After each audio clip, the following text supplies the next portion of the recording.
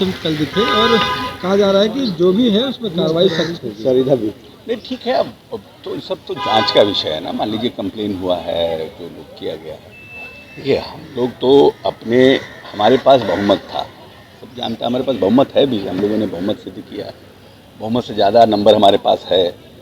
तो जो लोग हमारे बहुमत को तोड़ करके और हमें डिस्टैब्लिश करना चाहते थे, उन लोगों ने कुछ किया है। हम लोगों ने तो अपने विधायकों को रिटेन किया, जो उनकी शिकायतें थे जो, और इस बीच क्या हुआ है, क्यों ऐसा हुआ, उसके लिए कुछ लोगों ने कंप्लेन किया है, जो जानकारी प्राप्त हुई अखबारों के माध्यम से, तो उसकी जांच होगी। आप लोगों ने भी तो 3 उनके विधायक को अपने पाले में देखिए हमारे यहाँ जो विधायक आए वो फ्लोर पर क्रॉस किए हैं, कोई हमने कैप्टिव बना के नहीं रखा था, या कोई हम उन लोगों की से गायब नहीं थे, उन लोगों के संपर्क में थे, उन्होंने फ्लोर क्रॉस किया है ना। लेकिन और लोग भी है क्या संपर्क में, जो चाहना चाहते बात आ रही है, खरीदने 5-5 करोड़ देने का बात, वो सब तो जांच का विषय हम लोग जानते नहीं। सर ऐसा लगता है कि नाराजगी महागठबंधन के विधायकों में और ज़्यादा है, और लोग भी हैं जो नीतीश कुमार पे विश्वास जताना चाहते हैं। देखिए ऐसा है कि सार्वजनिक जीवन में, राजनीतिक जीवन में जो व्यक्ति जिताऊ होता है, जिसके प्रति लोगों का स्नेह और प्यार होता है, उसके प्रति उनके बातों पर लोग उनके समर्थन में आते हैं। जब लोग उनके समर्थन में है, तो अब जब चुनाव आने वाला है, लोकसभा और विधानसभा, तो निश्चित रूप से विधायकों को ये लगता है कि नीतीश कुमार एक जिताऊ चेहरा है, ये गठबंधन एक जिताऊ चेहरा है, और इस गठबंधन साथ रहेंगे तो हमारा भविष्य सेफ रहेगा, तो उस लोग आते हैं। सर डिप्टी सीएम और सीएम साहब ने भी कहा कि कार्रवाई होगी और जांच जो है वो सबकी की जाएगी। अब नेता ही ने जब कह दिया तो उसके बाद रह क्या गया।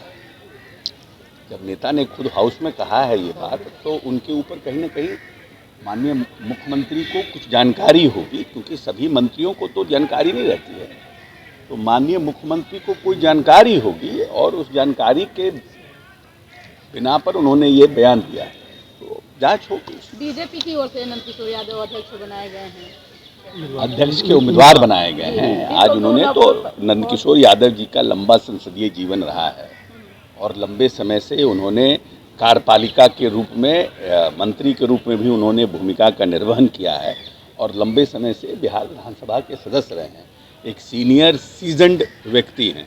हम समझते हैं कि उनके अध्यक्ष बनने से, निर्वाचित होने से इसकी पूरी संभावना है, क्योंकि हमारे पास बहुमत है।